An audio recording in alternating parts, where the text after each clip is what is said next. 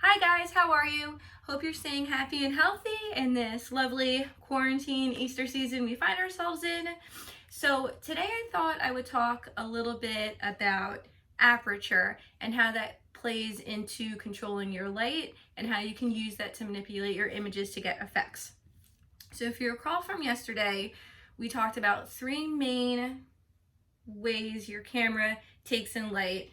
If we take off our flash and we're not using supplemental lighting, there's three main ways on the camera itself to take in light. ISO, which is the camera's ability to take in ambient lighting, just the lighting that exists.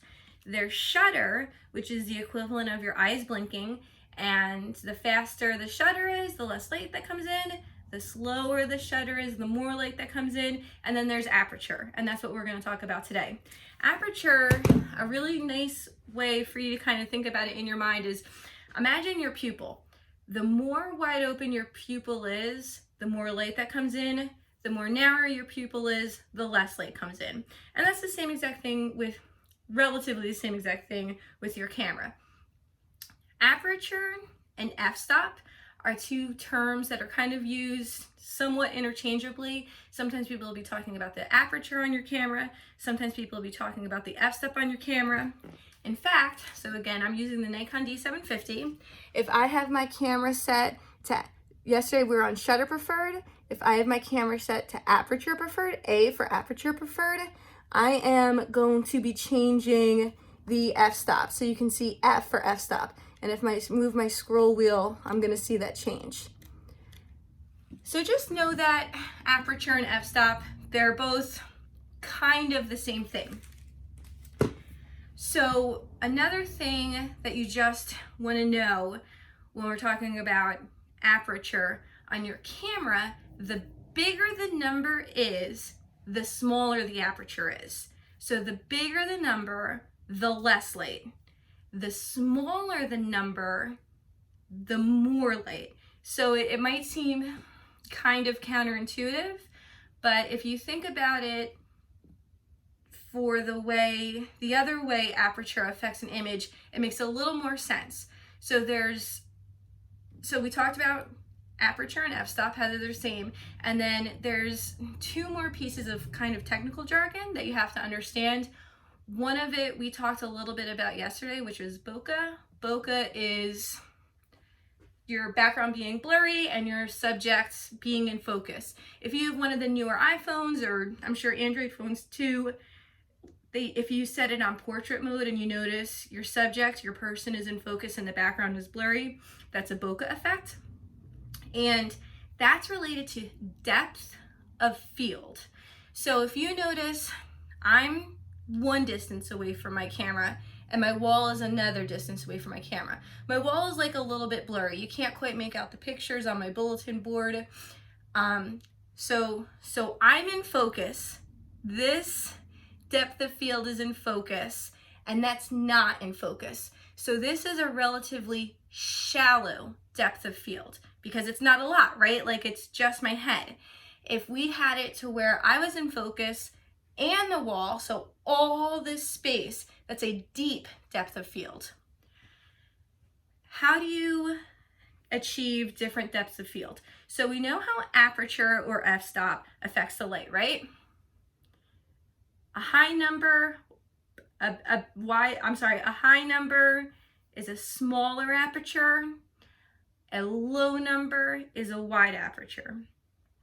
So low number, wide open aperture gives you a shallow depth of field. So that's going to be kind of how you can remember it. A low number is a shallow depth of field, and it lets in a lot of light. A high number, which is a smaller aperture, a high number has a deep depth of field, but it lets in less light. So high number, less light, deep depth of field. Small number, wide open aperture, shallow depth of field. So once you can get your head just kind of wrapped around that, it'll make sense and you'll be able to manipulate it easier. If you're anything like me, when I first learned it, I'm very, very hands-on. I've been doing wedding photography for 15 years now. I learned on the job. I learned all of this information kind of as I went, but it's not like I sat down and did a study book and had all these terms memorized. But if you're interested in photography and if you ever go online and want to do some further research, these are terms that people are going to throw out there, and it can feel overwhelming because it's so much, but it's actually really, really simple. You just kind of have to get your head wrapped around it. So I'm just going to say it one more time and it should start to make sense. Small number, shallow depth of field, lets in lots of light. Big number, wide depth of field, lets in a little bit of light. So hopefully that'll help you remember it. So now for actually using it. And sorry, I know that was kind of a long introduction.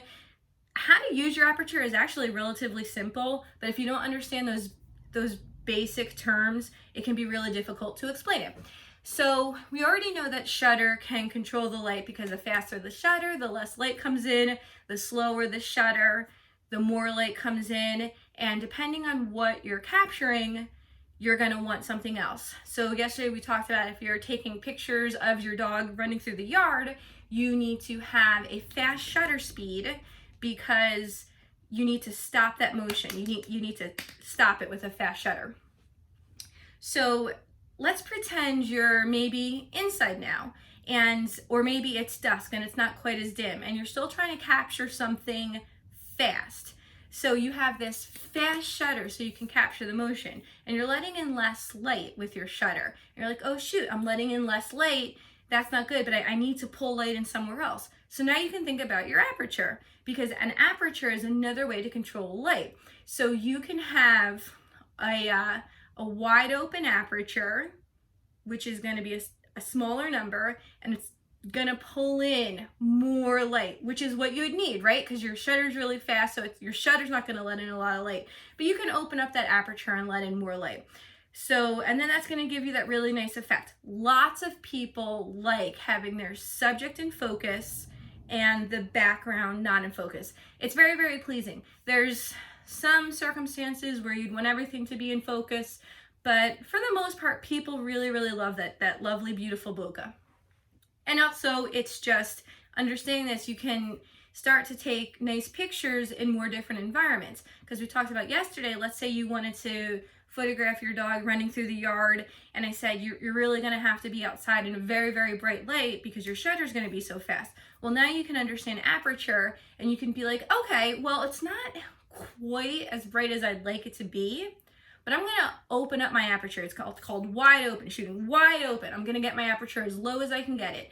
And depending on the lens you use, this is a very, very good lens. It's pretty pricey. It goes down to 2.8. There's lenses that go lower than that. For my purposes, 2.8 is good. Some people really, really like it less. But one of the things that I think about is I photograph people. And for the most part, my images involve more than one person, a person doing something. And if you recall, the more wide open your aperture is, the smaller your number, the more shallow the depth of field is. And then this is where you have to really start thinking about it. So if you have a shallow depth of field, only, from here to here is going to be in focus. Closer to the camera is blurry, farther away is blurry. So you're going to have this shallow depth of field, which is lovely, but you need to control it. So for example, if you're photographing your dog running through the yard, just know you have to track your dog really well, because only so many feet away from the camera, I'm just going to say, like, for example, maybe 10 to 13 feet away from the camera. So you have a 2-foot range that's going to be in focus. And it could be more, it could be less, but just for example, it's going to be in focus. So you can have that wide open aperture, and you're going to have to concentrate on staying in focus. On the flip side of the coin, let's say maybe there's like a really pretty tree or some nice foliage and you're walking around with your husband, your fiance, your girlfriend, wife, whatever, and you're like, oh my gosh, babe, this is so beautiful. Let's get a picture. Maybe she's like, oh my gosh, this is so beautiful. I need to flex for the gram. Can you take a picture of me in front of this tree? And the tree, you know, you're standing in front of a tree, so the tree is going to be a little bit further away. So it's going to be a deeper depth of field. So you're going to have a higher number for your aperture because your aperture is going to be smaller, right? Your aperture is going to be smaller because it's a bigger number, allowing a wider depth of field.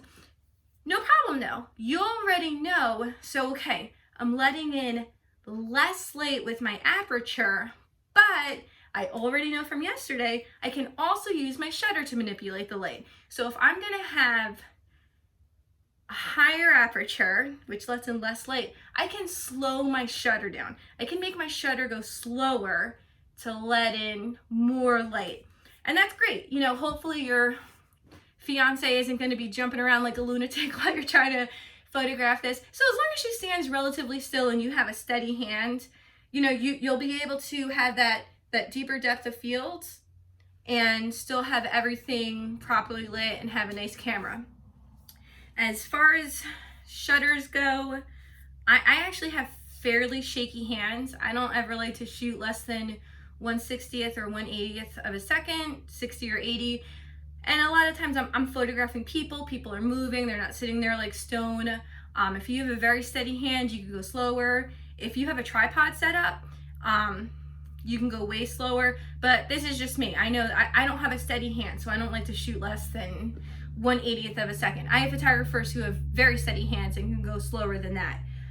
For your aperture, it's gonna depend on the lighting.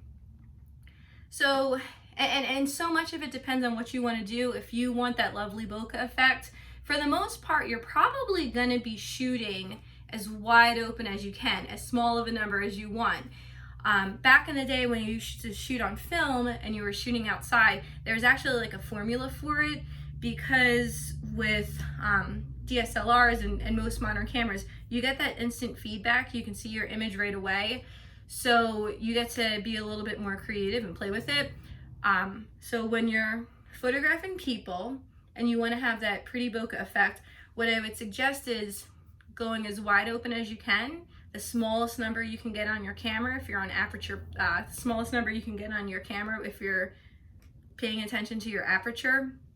And then for your shutter, then play with your shutter. Be like, okay, this picture, I know I want this aperture because I know I want my background way blurry. So you can either put it on aperture preferred and let your camera figure out the rest, or you could be super fancy and shoot it on manual where you control all the settings and just do it. Just take a picture. And you're like, okay, this is way too overexposed. Let me speed up my shutter. And then just keep going.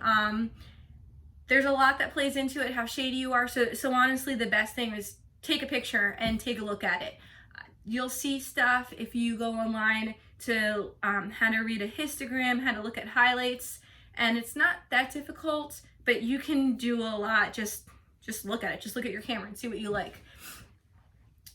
On the same effect, if you want to take a picture of somebody standing in front of a tree or standing in something that's a little bit further away, you can set your aperture to whatever you want it to be so that everything is in focus and let your camera figure out the rest, or set it to manual and then you have your aperture on what you want, and then depending on if you need less light or more light, then just play around with your shutter.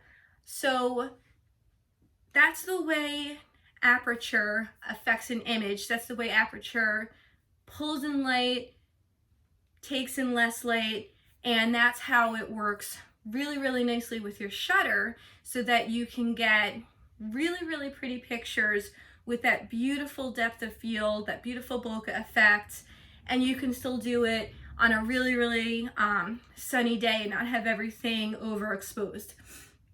Now there is one more thing that you can play around with, and that's ISO. We'll talk about ISO tomorrow. And then I mentioned supplemental lighting, which is really, really fun.